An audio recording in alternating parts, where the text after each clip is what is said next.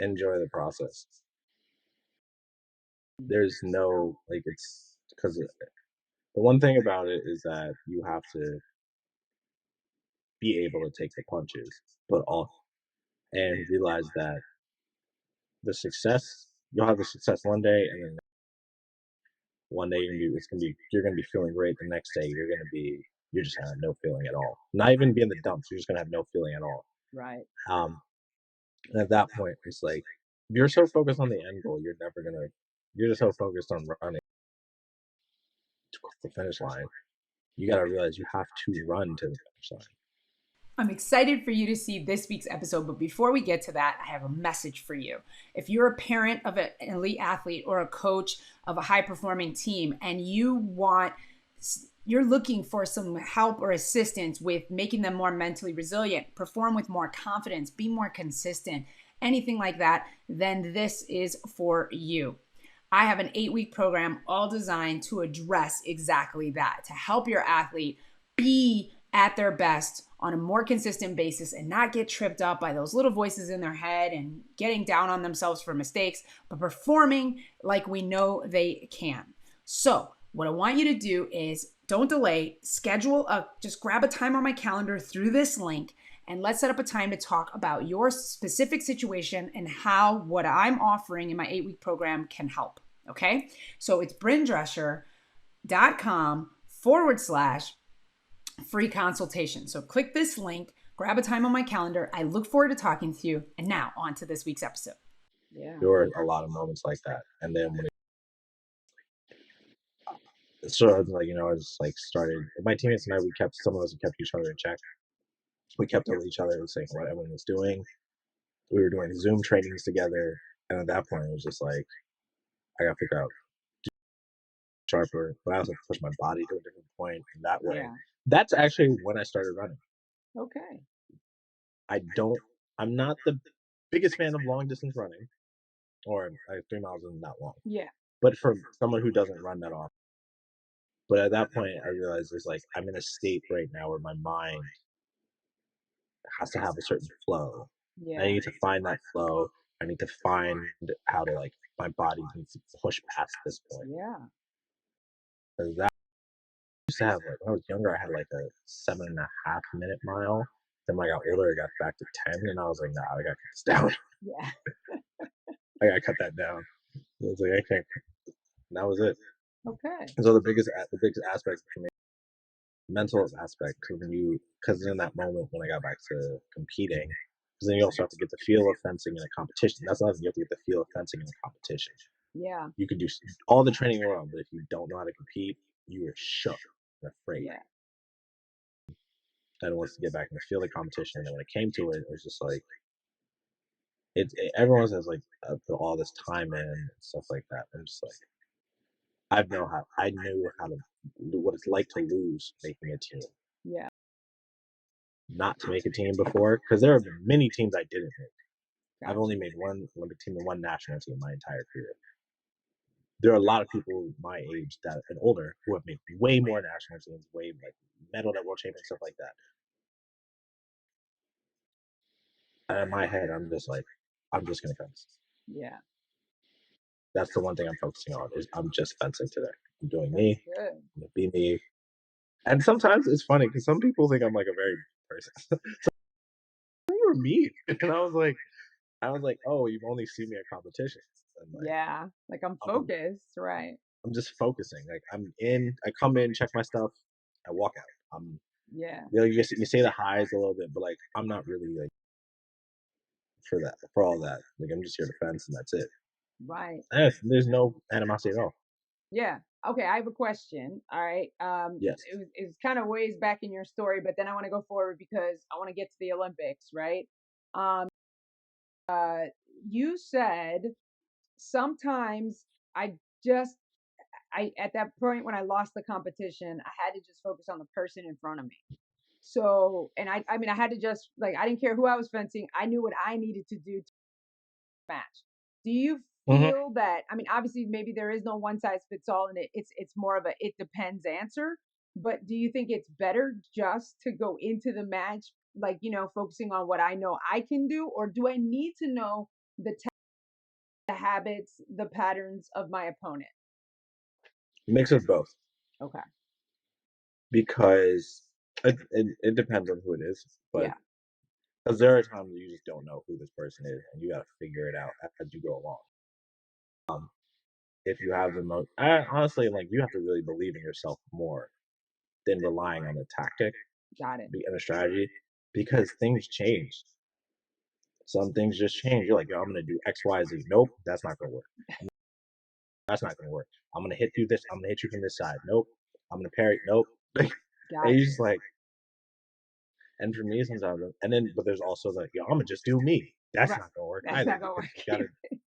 The biggest thing for success is adaptability. Mm, And I like to find inspiration outside of sports sometimes. So Jay-Z said this one time that he doesn't want that hot spark. He wants to be able to last. gotcha. And in order to last, you have to adapt. I take the same thing and put it in fencing. Gotcha. The only way to win a match, because unless you're fencing somebody who's doing the same exact thing every single time, and you finally, that's cool. If they're doing something that you don't understand, know yet, you have to learn how to change. Yeah. If you don't change, you're gonna lose. Gotcha. That makes sense. That's amazing. I love that. Be adaptable. You have to be adaptable and flexible. And I love also that you were talking about, and after this, that you were talking about, just got to keep throwing stuff at them. Like you can't, you got to, no matter how many different, I guess, strategies you're going to deploy throughout a fencing match, you can't give up. And you have to know that it's not a one size fits all approach. So I think that's amazing. Thank You you. gotta have a risk. What is that? You gotta be risky. Yeah, You you got to gotta be take risks. risky. Like the what was it? Again, like everybody's different. Yeah, So there are people who have the same fencing style, have the same coach, have very unique traits that separate them from each other. So they have their own way of fencing. yeah, You got to know how to fence. And that's why I say you have to know the person in front. You have to take them for who they are in front of you, because it can't be, oh, well, they do this. Like, no, this person is in front of you. This person has their strengths, but they also have their weaknesses. You have to learn. and I'm going to learn it You have to throughout be this able to. match. Yeah, You absolutely. can use the strengths against them. You can use their weaknesses against them. Using Yeah, someone's strength against them is probably the harder part. yeah, of course. Okay, so question: when you went to the match that was qualifying for the Olympics, like you said, 12 people, four. We had the whole mental break in between. Excuse me, fence. Tell me about the moment, maybe the match that like you maybe the match where you're like, oh my god, if I win this, I'm going to the Olympics, and then how that played out. So this I have a story for this, because the answer that I would give wouldn't be as great unless I had to give you the story. So I it came down to the last competition. It was a national tournament, so 3 spots have already been filled on the team. The last spot, and I already was ranked fourth for the team, but that didn't. But there were 2 other people that could potentially pass me. So it comes down to the last tournament. Three are the top 3 seeds of the tournament. And when you walk in the room, like for everyone knows who's like at that point gauging like who's gonna be on Right, the team, and you just have people staring at you, and they're just like, oh, what's gonna happen? Blah blah blah, and I'm right, just like, thank, and not even just thanks. It's just like I'm just not even thinking about it. Like right, I'm just like I'm not thinking about what's gonna happen tomorrow. I'm just like, yo, I'm gonna take tomorrow for when it comes. right. So the tournament goes on. Uh, we're all like we're top 3 seeds going to the first round, top 3 seeds going to the second round. I don't really like. I'm just like, all right, here's my first match. That's it. So we're all just Right. like we're fencing. That's to a point where one of the guys loses in the quarterfinals.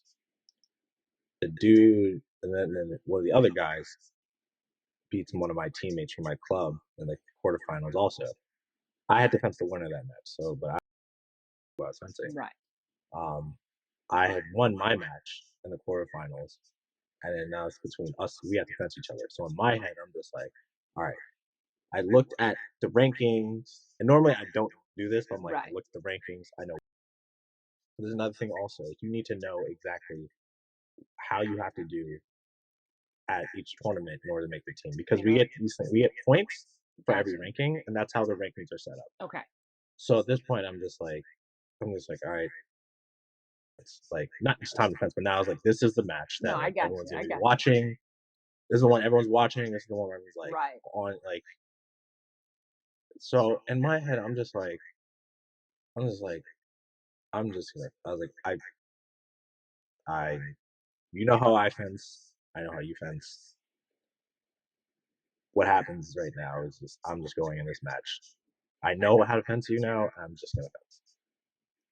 So the match goes on, and it was a close match, and there's a video.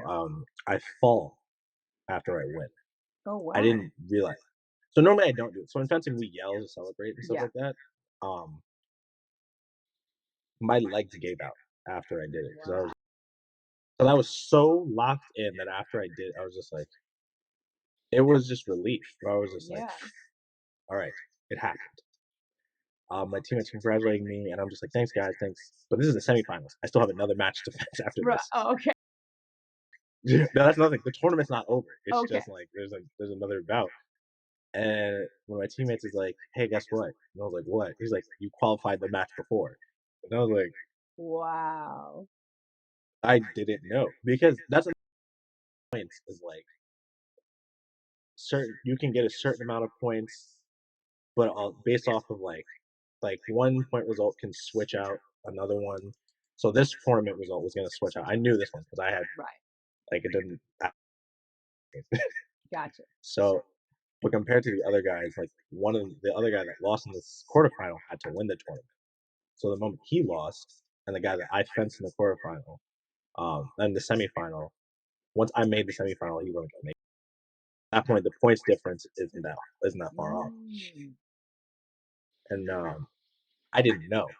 So everyone's like, and they post on Instagram. And normally I don't do this, but we had a very long break, so I Yeah. was like, I'm gonna go. And this is the thing that's play Candy Crush Oh. in between matches. So this one time I had such a long break where I was just on my phone. I was like, I need to take my mind off fencing because this is like a very important match. I'm just Yeah. take my mind off fencing for a bit. Um, and when they told me, I was just like, what? And they're like, yeah, we didn't tell you because if we told you, you wouldn't have fenced the way you did. Right. I actually accept that because my whole mind would have shifted. And Yeah. I know myself well enough to know completely differently because like I don't. That's another thing is like like you because once you hit that goal, you're just like, Yeah. all right, cool, job's done. But at that Yeah. point, like the job's not done. The job's not done. I still need to compete. I still need to win. Mm. At that point, I was just like, I need to win. I'm just like, yo, I want to win this national tournament. I've never won a national tournament at the senior level before. Um, and I did, and I was just like really happy about it. And like, it still I hadn't had a moment Yeah. yet, and it didn't happen to me until I flew back home from the Olympics. Wow. It didn't. I didn't. It really didn't hit me until I flew back home. And at that point, I was just like, I I am an Olympian. And it's Yeah. like still something that like me saying sometimes like Yeah. I'm still getting used to it, but it was just like I was sitting home, I'm sitting on the I'm just like I have time to my I'm just like I spent since May, I Right. have been traveling actually no, since March. But like after the Olympics it really picked up. I had been traveling so much. Like I went to Virginia, a couple weeks later, I was like we had training camp in New York, a couple weeks, training camp in New York, training camp in Rome, back home, training every day at 10 a.m., work, and then training camp in LA, then go to the Olympics, then the Olympics, and that's a whole another animal right there. And then Right. after on the way, I'm just like I'm just road to myself, and I'm just like I have time to myself to really process what I just experienced the last 2 months of my life, and I'm just like I started crying. I had a tear, like I had a tear come down, and I'm wow. That was just like I was just like oh my god. What I had about no words. I tried to journal, couldn't even write a word. I had 5 journal entries of just me writing, and that's it. It just like I couldn't write it because I didn't process. Like it took a right? very long. I didn't process it until like a month ago. Wow. Yeah. It was a lot to process. Yeah, I imagine. Okay, so obviously, many of us have never been to the Olympics. The experience of this particular Olympics is, even though it's still the Olympics, it's different because there's different protocols in place and different things like that. So, as you through this process, as you're saying, it was difficult to process, and you're having the come down. Tell me a little bit about the experience while you were there, and then we'll go into a little bit of the finish up and get to the rapid fire question. Tell me what it was So when like, you get yeah, of getting to the Olympics, like walk, like any of it, opening ceremony, oh, any of it. all right, cool. Thank you. Because I was gonna say the period before the Olympics is a lot. Go Right, for it's it. a lot of training. That's why when you Yeah. after you qualify, like I said, it's like a couple days, and then all right, guys, hey, we gotta come. What are we doing? Like, all right, we have the team set now. Training camps. What are the dates? And they're like, we have to. We're like, we're gonna leave by this day. Well, all that stuff. So months go by. A couple. Actually, no, not even months. Weeks. I'm sorry. It felt Yeah. like months, but it was weeks. Right. So this was May. This was May to June, and Okay. end of. I left for LA July 6th. So it was like weeks. So we left and we went to LA for a week, training together as a team, and we had like some other guys that are out there with us, and we had a good group of guys. And it is like you want to have good spirits. First, like I saw also my first Olympics with two of my teammates. One of my teammates, it was his third Olympics. The other one, it was his second. Mm. And I saw how they shifted in practice because they know what it takes to get there, and they Right. have fenced on that level. So you're just watching it, and like I'm like, yo, this isn't normal practicing. Like Right. everyone, like you have to go harder now. You've never experienced before. Right. But again, proper preparation. Right. Right. So we're in LA, we're training, and then when we get to Tokyo, so we flew to Tokyo. When you fly there, like you're seeing other people from other sports, and then you're like a Mhm. beach volleyball shooting on our flight. Uh, COVID severely changed these games, at least from what I've heard. Just Yeah. I've never experienced it, but also like a lot of things changed. Like well, first when we got there, someone had tested positive for COVID. So Oh there's wow. a whole procedure of going to the for, like you have to wait to get your test. You have to go through this whole thing to get your test. Wait for the Wow. COVID. They have to contact trace the plane, and they separate people, stuff like that. So someone on my flight had tested positive.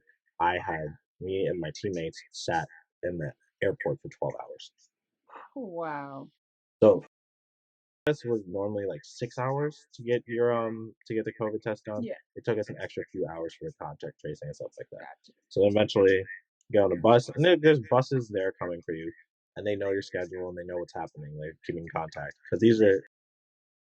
There's nothing also is that in this particular airport, like you have to show up and you have your credential with you, and they have to like they don't activate it, but like that for right now, that was our visa of getting into the country. Gotcha. So we have that, and they like scan it, all that stuff. We get to a bus comes, we go to the village, and it's 3 a.m. Right, I got there. It's 3 a.m. So I got 3 a.m. or 3 4 a.m. and we're there getting stuff, and I'm just like I'm tired. I want to Yeah. go to sleep. So we got to get the credential. Now we have to officially get our credential. We go in. They take us to our room, or take us to the U.S. Because it was like the village is very big. Yeah. It's a big city. Oh wow. Okay. It's just like a bunch of apartment. I wouldn't say big city, but it's like a lot of apartment complexes all in one area. by the Tokyo Bridge, Gotcha. and then I walked in the room, and COVID check, again, another changing thing with COVID. There's a bag.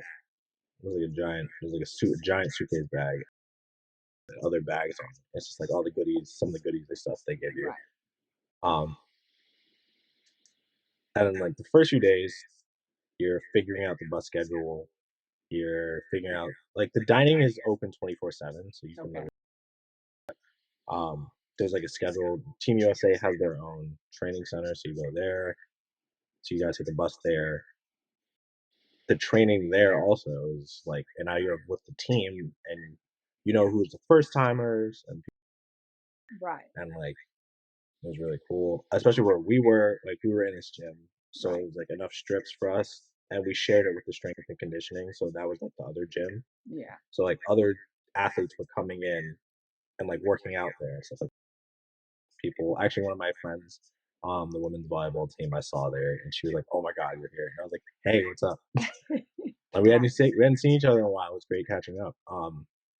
So you go through all that, you meet new people from other sports, and people like Jersey also stuff like that. Yeah. You go a little exploring. Then night of opening ceremonies. Fencing is in the first week. Men's saber is the first day, but I was the alternate for the team event, so I didn't have to fence. Gotcha. So some of my teammates were like, "Yeah, I'm not going to opening ceremonies." And this is fair because like they got fence at like 9 in the morning. Yeah. Yeah. Right? Yeah. So I went and it was awesome. It was cool. You get to meet people. And you get the basketball players because they don't stay in the village. Them. Um, we saw the video of Kevin Durant. Everyone singing "Happy Birthday" to them. It's hilarious. um, in great. Like it's beautiful to watch in person. And like you walk by cameras and people are like, "Hey, I'm from NBC. You want to be on TV?" And I was like, "Yeah." I was like, "Yeah, that'd be cool. Let's go talk." You know, you walk. First of all, opening ceremony is also very long. Yeah. It's you gotta walk through all this stuff. You gotta walk through a tunnel to walk out into the Yeah. and that's the stadium where the track and field is. Then like there's the whole show and then the lighting the torch. You can leave earlier if you want to. Yeah. We left we left like midnight. And then the next day the atmosphere changes because now it's like, okay, cool, everyone's like getting acclimated to the village, stuff like that. It's competition, and then you have like you see the competitions, or you get to watch. There's TVs. There were TVs in the building, and you could just like watch other sports. Like I was watching. What are your sports you like to watch? What are the ones that you like to like? Yeah. Okay, all right. First one was always gonna be fencing. I love watching fencing at the Olympics. Yeah. It's like gymnastics. So fencing, gymnastics, track and field. I love and swimming. Like the basic ones that everyone else watches. Yeah. Yeah. Um, Did there you was meet one time I Simone was watching Biles? cycling. Did you meet her? No, I did not. Okay. All right. They had moved out. So that was another thing. Also, is that some people think that like everything that goes on. We find everything out at the same time other people do. Gotcha. It's just that we're so like trapped, like not trapped. We're so focused on everything else we're doing, on like ourselves, that you're just like, Simone Biles isn't competing, and again, we don't know why. They had moved out also because people were catching COVID in the village. Oh, okay. Which is like another thing. Is like you have to do COVID testing. You have to wear masks when you're inside, except when you're eating. They had like plastic dividers for each individual seat. Gloves on for whenever you carry your trays. You have to submit a spit test every morning. Wow. Yeah, there was no like nose test. Like they like have vials for you, and like it's scanned. No, because every ID also, I mean, every credential has like a barcode. There's a matching barcode on these vials that you wake up and boom. Gotcha. Wow. And you submit it, and the cool thing also is that like we were in like an apartment. It's like little, so we're sharing rooms with our teammates. So like we're just sitting there talking with our teammates about what we're experiencing, You could walk around somewhere in the building or around the village. It's like a game place. Yeah. There's the dining hall. There's stores. And then like there were times like we'd walk around the building like for USOPC rooms for athletes, and we were just hanging out watching. Like there's channels of different sports. Maybe watch like sailing or something like that. I forgot. Oh, diving. I love watching diving. Okay. Love watching diving, and you're just hearing out other people's experience at the Olympics, meeting new people, and then there's also you witness the various people are going through, the people who are winning, the people who aren't didn't do as well. People were just happy. People were happy to be there, and honestly, there's no shame in that. Like, it's very difficult making a big team. Commending anybody who makes it and doesn't make it. You don't make it. That doesn't make an athlete you are. That's so important. That's a also. I would say it's like being like having done it. Like someone say, "Oh, well, you're not on the other side of it." Like I noticed like to not make maybe not like not to make the team, and that's when you sit at home and you're watching other people do it. That's rough. It's because you're thinking to yourself, that could be me. That doesn't take away from how good you are as an athlete at all. It does not. So important for people to hear that, because I think a lot of people like the job's not done as you're going through the tournament. And I remember Kobe saying, and I've talked about this on the podcast before, but Kobe talking about like, why am I happy the job's not done, type thing. But I think I know what you're talking about. But I think I think it was like that was like in the playoffs. And they were like, you can't be happy because he was in the middle of the playoffs, and it was like, but they had a victory in that particular game, and I think that it is important to celebrate our wins along the way, because when we have those losses, it's not like everything before it is for naught. Is 100%. I think it's so important. So, what was your experience I know we don't have enough time to go through the whole version, but the truncated version of like, what was it like? Obviously you said you saw people in the different varying emotions. What like as you were navigating competition and kind of like, was a medal a goal? And if not, it was. of course, I guess it always is a goal. But how did that play out for you? So my particular situation is as the fourth member of the team. I only fence the team event, but I can only fence the team event and be when I'm subbed in. Okay. And fencing, you only have one substitution. If you're going in, you're in for the rest of the day.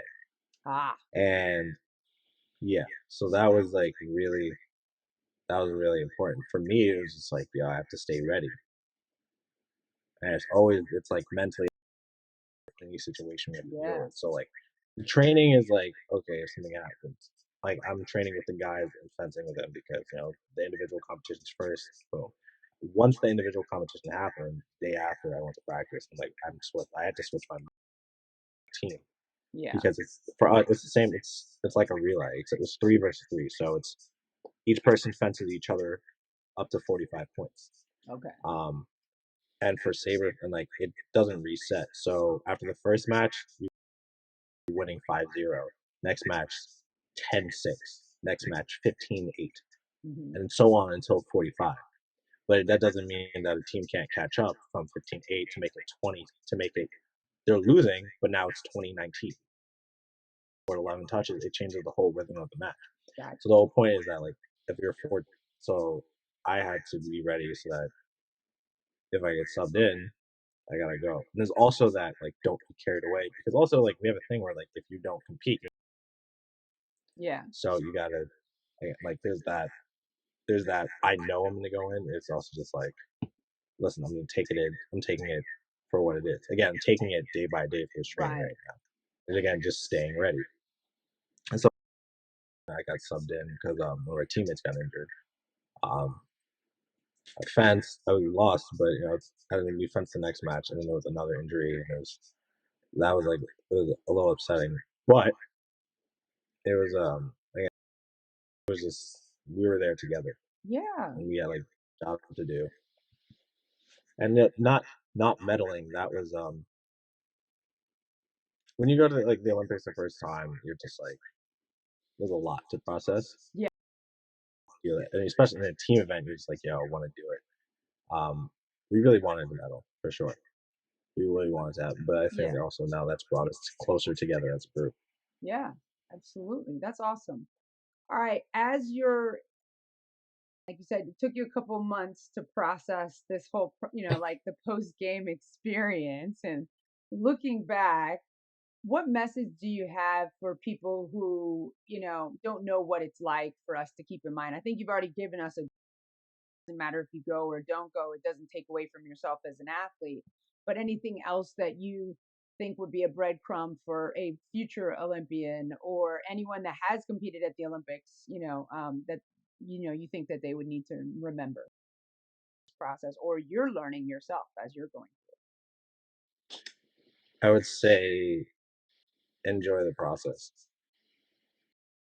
There's no like it's because the one thing about it is that you have to be able to take the punches, but all and realize that the success you'll have the success one day, and then next one day you're gonna be feeling great. The next day you're just gonna have no feeling at all. Not even be in the dumps. You're just gonna have no feeling at all. through. Right. Um, and at that point, it's like you're so focused on the end goal, you're just so focused on running to the finish line.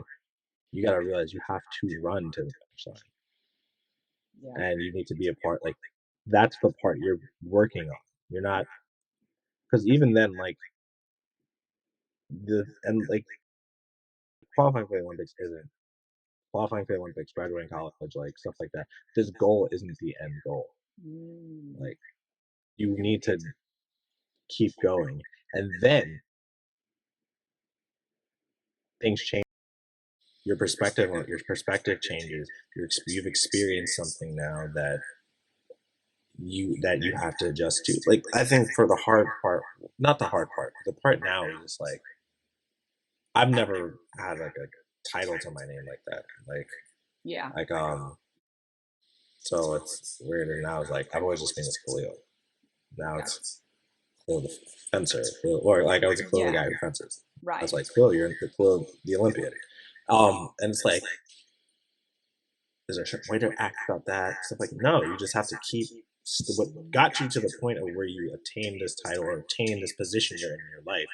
You have to keep that same work ethic and turn it up a little more because now you have to raise the standard because now Yeah. you've met that you've made it, or even if you failed, you have to go take back and learn about it. And you've experienced the failure too. So now you know what you need. You know what messed up. Now you know how to fix it and do better. Love that. Love that. So important for everyone listening, watching. It's really important. What Khalil said there too is not to get your identity so wrapped up in that too. Like he said, it's about the process. It's not. It's the journey because everything continues. Life continues no matter what. Right. So after the And Olympics, there's life, you can't do it by yourself. and you can't do it by yourself. Absolutely. I spent a lot of the time when you think that you can, you gotta spend time by yourself. You do. There's one thing you do have to spend time by yourself because there's a lot of work that of the work that came with working with your coach, fencing with your team, your teammates, stuff like that, and competing with your teammates. There's also that work by yourself, that little tiny percentage Yeah. that's going to help out the greater. Like that's something you need to also realize is you have to have a balance between yourself and like around other people because when you fail, the failures hit harder when you're really passionate, and sometimes you can't get out of it by yourself. And other people just help you. Oh man, so many good things. Like right, because it's like I'm you said, giving free knowledge. you can't do it by yourself, but also you do need to know about the work you're going to put in, that extra inch, that extra, just those increments that you think don't matter, but it's everything. So like, so good. So Yeah, good. I'm not at the wake up at 4 a.m. stage. Okay. Kobe said, but 10,000 hours. Well, not, let me not say 10,000 hours. Just like work by yourself because you need to learn how to, because you need to push yourself. Yeah. because that's the thing about fencing, right? Is at the Olympics, is, you're on a stage, even though honestly fans would have made this experience much harder because again, remember what I said about getting carded. Yeah. You're on a stage, and you're in a big room that echoes. There's less strips, but there's these lights where it's coming down. There's a giant screen in front of you with a video with live footage of you on it. Yeah. There's a ref that's now farther away than normal, and your coach is way farther than normal. Gotcha. So now you're at a point where you're literally in a place right now. Oh, and everything else is dark, so all the lights are just on the strips. Wow. So at this point, you're just like, I have to be focused. Again, the lights will sometimes like you can get lost in it and like you not even see what's in front of you. Yeah. And you just focus, and you're like, no, this moment right now, I have to be in tune with. I have to be in tune. Yeah.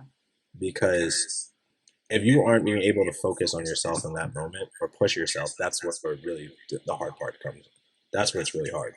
Yeah, absolutely. You've given so much, and this is a lot of the stuff that we talk about. I mean, I'm a mental performance coach, talk about with my athletes. Obviously, I've never coached a fencer, so I'm not saying I understand everything from that perspective, but you've given a lot of good things for anyone playing any sport and just pursuing a big goal, like you said, because it's not about just that goal, because then there'll be another one and there'll be another one and there'll be another one. So it's about what did it take to get there? And, like they say, what you did to get there, here is not what's going to take to get you there. And so like you've given so much. All right, so we're going to go into one more question, and I think you've already answered it, but maybe you can say something more specific, and then we're going to get into the rapid fire questions to wrap this up. All right, so what is your mental advantage, Khalil? What is my mental advantage? Yes. Ooh, first time someone's asked me this. I'd say my mental advantage is that my life experience. I have this thing where I used to compare myself to a lot of people.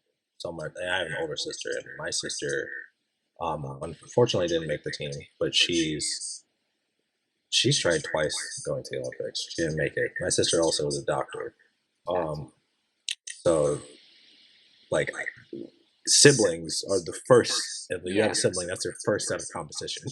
Yes, absolutely. Whether you like it or not, we don't admit it, but like that's the first person you got to deal with, like as a competitor. And it's like trying to chase this person, and now it's like trying to chase this standard of excellence. Right. So at that point, from there, I would always compare myself to other people, especially when you see people at competitions in fencing. You lose, you're watching the rest of the competition. Yeah. So you're seeing other people go farther ahead, and you're just like, why is this not me? Why is it not me? It could be me. And when you think that way, you're blocking your own blessings. Because that person is not you. That person doesn't fence like you. That person doesn't think the way you do. That person doesn't train the way you do. Right. Or some people like people train others, but there's a thing. And at some point when I realized that, I was just like, you have to swim your own race. Absolutely. Same way in track and field. I think track and field, I didn't realize it's like, when you're running, I'm not looking. You can't look left and right or who's next to you. You gotta always look ahead because you're in your own lane. Same in fencing, you're fencing your match. Yeah. I've seen people fence matches and look at the strip next to them because like, oh, what's happening over there? Like, nah. The finish line is in front of you. Your opponent, the person you're fencing, is in front of you, not the person next to you. It's in front of you. Gotcha. Like, so at that point, it's just like in my head, I'm just thinking, I gotta swim my own race. Yeah. Love it. Love it. Love it. So much good. Okay, so now it's time for the rapid fire questions, Khalil. These are the most personal of all of them, okay? What is your favorite? Oh, wait, sorry, I forgot to make sure. Are you ready for the rapid fire questions, sir? Let's go. Okay, let's do it. All right, what is your favorite snack? Okay, all right. I go through stages. Okay. All right, in the summertime, Italian ices. Cherry flavored. Ooh, nice. Reese's. Boom. If I'm watching TV, Flamin' Hot Cheetos. Okay. You would not think that If I'm a Flamin' Hot Cheetos would be an Olympian snack. So good to know. Just kidding. Go ahead. or Cool Ranch Doritos, classic I snack. still love Cool Ranch Doritos. I'm vegan now, but take me back to my childhood. I ate way too many bags of that stuff. Okay. Yeah. Yeah. Okay, next one. Favorite flavor of ice cream, if you have one. If you're not into ice cream, your favorite dessert. Cookies and cream. Cookies and cream. That is the most. I work in the schools. Sometimes I speak in schools, and we often use that question. And that is one of the most popular flavors. Fun fact: cookies and cream. Cookies and cream. Oreo. Ooh, Oreo or mint chocolate chip. Or those are all really good. Yes. Okay. Do you have a superpower you've ever wanted to have, and why? All right. So I was thinking about this yesterday. Right. First of all, I grew up reading comic books. Okay. I love anime, all that stuff. Superpowers are so difficult. One, because here's the thing, right? Like they go so into it, like to a point where like people are gods, and it's just like, how did this get here? Like people are like, I like super strength, and they think they're gonna be Superman, but like it's really not like that. Right. If I had a superpower though, oof. You know what? I would say I always go back and forth with this. It's either I'd either have the Flash's powers. I knew you were gonna be a speed guy. Wait. Question. I do have a question. I have a question though. Okay. Is it one specific power or is it a set of powers? Well, you get to decide, but typically I ask for one. But I mean, hey, you make the rules. Okay, I'm just saying because like the Flash has super speed, but he can also like phase through. He can also time travel and all this other stuff. Okay. Okay. You know what? Honestly, I think one of the coolest superpowers is Green Lantern's ring. Me too. Say why. Why. So, first of all, I grew up like Green Lantern has always been one of my favorite superheroes. I grew up with Jon Stewart, Black Man, as a superhero. Okay. So, and that's just the funny thing is, I delved deeper into it, and it was like, because Green Lantern wears masks, and I was like, "Yo, Green Lantern, why don't you wear a mask?" He's like, "I'm black. Everyone's gonna figure it out at some point, so I'm not gonna wear a mask." So I say Green Lantern because they have like an emotion. The color spectrum is also an emotional spectrum in those comic books. So green represents will, and your constructs come not just from are as strong as your will and also your imagination. So it could be what. So like one Green Lantern rebuilt an entire city. Another green, like you can fly through space. Without any, like you don't need anything. You can fly at light speed. Yeah. But it's also like everything's up to your imagination. So at that point, it's limitless. Like people are coming up with like. I think it's the cool thing where it's like this guy's in a fight, but he's using like a rabbit to catch himself from falling. But he can also fly and come up with like a giant hammer, or like I'm seeing dudes build robotic mech suits like out of energy. Like that's cool. There's that. But then also, probably, I think Spider-Man has the dopest powers. You think so? So here's the thing. There's a reason why. Peter Parker and Miles Morales, because I love both. Spidey sense, first of all, he's extremely strong to a point where he can lift a building. He can walk on walls. He's extremely smart. So, I mean, that wasn't a power, but he's smart enough to build his own web shooters. Something that most like private companies couldn't do. Right. The guy makes his suits are actually pretty cool. He's funny, and like, dude, the guy has like Spider Sense is the dopest power ever. His little physical reaction to danger. Yeah. To a point where it's just like he's dodging bullets. Yeah. Or this is my third one, the one from the Matrix. Oh, well, yeah. I mean, Neo is pretty awesome. Again, that's like some god tier stuff. Yeah, of course. First of all, these are all amazing. I'm not a comic book person. First of all, you've definitely given let me say, I probably said first of all twice there, but you have given the most in-depth answer for this question ever. Secondly, the Green Lantern, my exposure to it was the Ryan Reynolds movie. But when I found out about that I ring, apologize. yeah, I know. I'm sure that it was an offense to like the original, and what you're telling me now, I'm like, oh, okay, now I see why it didn't do so well, because the devotees were like, we're not going to see that. However, that's when I found out about the ring, and I was just like, that's so cool. But you've also given me a new perspective on Spider-Man. Not that I ever didn't like him. I love superheroes in general, but awesome. Thank you. And of course, there's like so many love the intricacies Matrix. into their powers that like Yeah. even actually I think one of the coolest powers is like that. I think the X-Men have the coolest powers in my opinion. They do. They have pretty cool powers. I don't want to take too much more of your time, but I do want to. You and I need to have a separate conversation about superheroes and then real superpowers. That's kind of the whole premise of this podcast, is why I talk to athletes, because they are our real life superheroes, right? I mean, what you guys do. I mean, obviously, I was an athlete, and so I think of you guys as superheroes. I actually do want to say something to that, because it's interesting when you say that they're superheroes. I think I'm just like I go back and forth, like not back and forth, but like sometimes like I try and tell them I'm just a regular guy. You are not just because like but again, like it's normal for me to be around people who, because that's like my biggest thing is I like being around people who inspire me. Yeah. And I don't want to be around. I'm like my friend group. Like I'm around people who my best friend just graduated law school. Congratulations. At Georgetown University. One of my other best friends just graduated, is now a PT.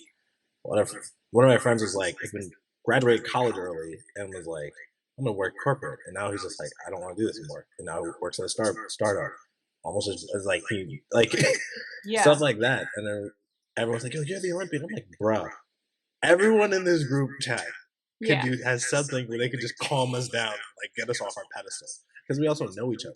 Yeah, exactly. I don't think like when you start thinking of yourself in a persona and like detach yourself, like detach who you are from the title, that's because who you are is what got you there. Yeah. It's like I wasn't Khalil Thompson Olympian before. I was Khalil Thompson. That's it. I get like my friends inspire me. So like even I'm older people around me, or people where I want to be in life. Yeah. My friends are the ones who also want to go somewhere with their lives. And to a point now where like we barely see each other. We don't. A lot of us live in different parts of the country. We don't really get to talk, but we're still very close friends, and like that's a great thing. Yeah, love what you're saying there. But I'd say more, but I don't like being seen as it yet. But it's also happy for a kid to be able to look at you and just be like, I'm inspired. So absolutely. Like people inspire me, but it's also great to inspire others. Absolutely. And I mean, and I do preface in my intro episode about how I do know that athletes are real people, because that's where we get confused with the Simone Biles situation and whatnot. People go through things, and definitely want to have you back and have maybe a deeper conversation about mental health, because that is obviously something that is a challenge as you try to navigate, right, the whole thing. So we'll definitely talk about that in depth because I got to know your story. Then we'll definitely want to talk more mental health later.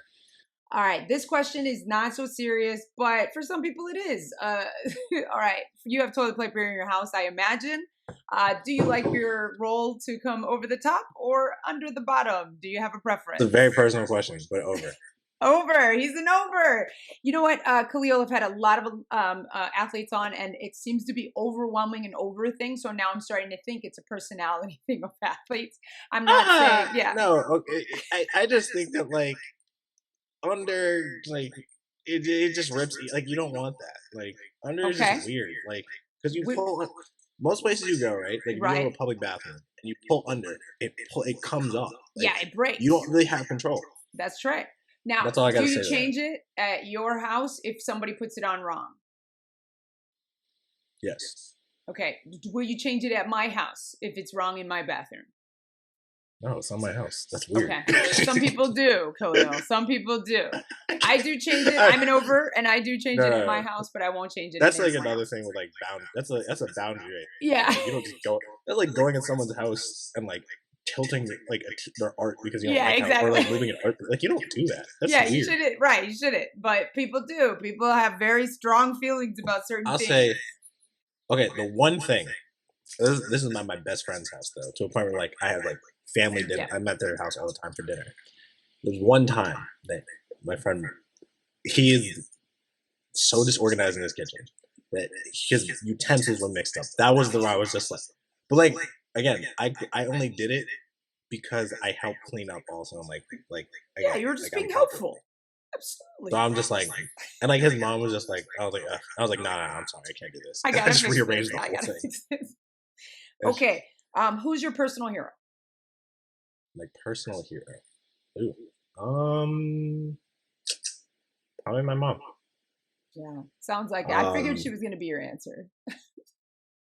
I mean, I have a lot, Yeah. but I think that like for someone like ground level, single parent putting two kids through college and as athletes, like that's really as a Yeah. black woman, that's extremely difficult. Very emotionally and mentally taxing, and monetarily taxing. Yeah. Absolutely. Especially with your youngest being a guy. So I would say that was like there's that Yeah, because absolutely. it's a lot. And hold on, don't tell me the other person before you do, because I've got one other question. What would you want to be remembered for? What do I want to be remembered for? I don't know. Haven't figured it out yet. That's okay. No, I think that it's just like there's a mission, and like I wouldn't say that like I have my goals in life, but I'm really just living my life to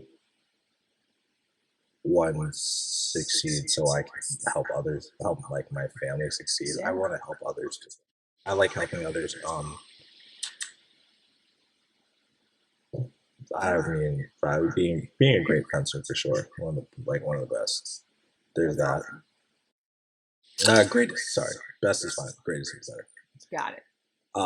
The greatness is a choice. Boom. There you go. That's free. That's real free knowledge right there. There you Cut go. that. Cut that part out. Yeah, greatness is a choice. But also, I would say that like, you know, I think I don't like being caught up in like the I want to be remembered Yeah. a certain way because like I think when you just meet somebody, like you need to everyone leaves an impression on them, and I think you just like just be you. Yeah. That's what I'm trying to do right now is just be me, to do the best of my ability, inspire others the best that I can. I just like I just don't want to. I'm not like a guy who's like I'm gonna be out here. Everybody's gotta see me. This, Yeah. that, the third. I'm just like nah. I'm just trying to do my thing. That's it. I'm just doing my thing. All right, Khalil, thank you so much. This has been a fantastic conversation. You've given so much unique perspective. Obviously, you've hipped a lot of us to the world of fencing, which we all need because we need to watch the sport as well and celebrate it. Where can we find you as far as social media? And are you working on anything that you want us to support you in? Currently not right now because I'm Okay. focusing on graduating college, so I'm Awesome. just getting that out the way. I told myself all personal projects have to go aside because again, another mission. Got to get that one done. Social media, you can find me on Instagram at Khalil Khalil Anthony _ All right. And I will put that in the show notes, obviously, below. And you'll be able to tap in with Khalil and even send him some encouraging messages as he continues his way through his education. Khalil, this has been an amazing conversation. Thank you so much for your time and just being so candid and, flowing with us. No problem. Thank you for having me. I'm really happy to be here. Awesome. Thank you.